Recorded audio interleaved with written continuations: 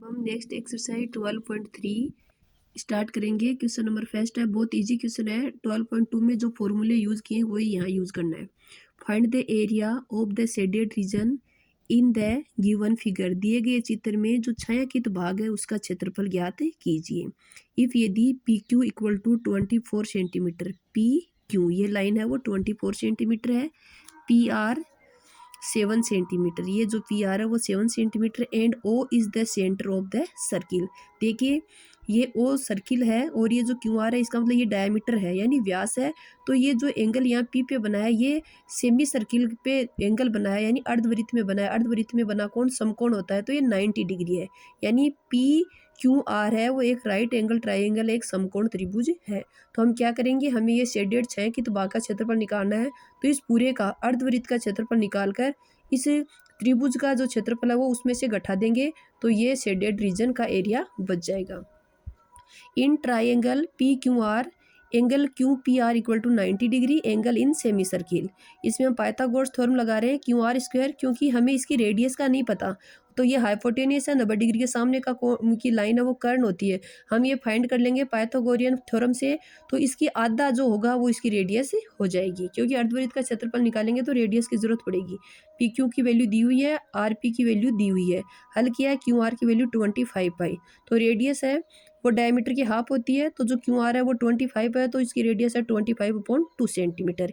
Area of the shaded region, इस छायांकित भाग का क्षेत्रफल। Area of the semicircle, अर्धवृत्त का जो क्षेत्रफल है वो। अर्धवृत्त का क्षेत्रफल क्या होता है, सर्किल का जो एरिया होता है वो होता है पाई आर स्क्वायर। तो ये अर्धवृत्त है, आधा है, तो इसको 2 से डिवाइड कर दो तो ये हाफ हो गया, minus area of triangle P Q are. ये जो त्रिभुज है पी क्यू आर समकोण त्रिभुज, इसका जो एरिया है वो इसमें से क्या कर देना है, माइनस कर देना है। पाई की वैल्यू रख दी 22/7, जो आर है वो 25/2 है, स्क्वायर था इसलिए 2 टाइम हमने यहाँ लिख दिया। -1/2 इंटू ट्राइंगल का एरिया है उसका फॉर्मूला है 1/2 बेस इंटू हाइट, 1/2 आधार गुणा ऊंचाई। तो जो आधार है बेस है वो 7 है और इसकी जो हाइट है, हाइट क्या है इसका, अल्टीट्यूड लंब पी क्यू वो कितनी है 24। इसको सोल्व किया तो कितना है 161.54 सेंटीमीटर स्क्वायर। तो ये जो शेडेड रीजन था उसका एरिया ये है। ऐसे ही क्वेश्चन नंबर सेकंड दे रखा है, इसमें भी ये जो शेडेड रीजन है इसी का एरिया हमें फाइंड करना है। इसमें 2 कॉन्सेंट्रिक सर्किल दे रखे हैं यानी समकेंद्रीय सर्किल दे रखे हैं, वृत्त दे रखे हैं जिनका केंद्र एक ही है, इनकी त्रिज्याएं अलग अलग हैं, वो इसमें दे रखी हैं। Find the area of the shaded region in the given figure if radii of the 2 concentric circles with centre O are 7 centimetre and 14 centimetre. ये दोनों सर्किल हैं, इनकी त्रिज्याएं हैं, रेडियस है वो दी हुई है 7 और 14। तो ये देखो ये तो हमें दिख ही रहा है कि जो बड़ा वाला बिगर सर्किल है उसकी 14 है और जो स्मॉलर अंदर वाला छोटे वाला यानी ओ बी है वो तो 7 और ओ ए है वो 14 है।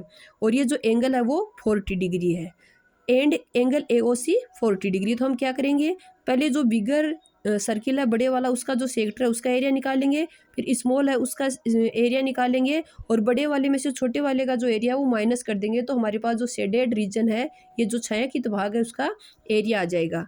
The radius of smaller circle equal to 7 centimetre, angle of sector theta equal to 40 degree.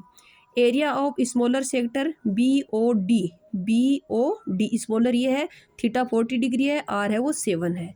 ठीक है, हल कर लिया, 154/9 सेंटीमीटर स्क्वायर।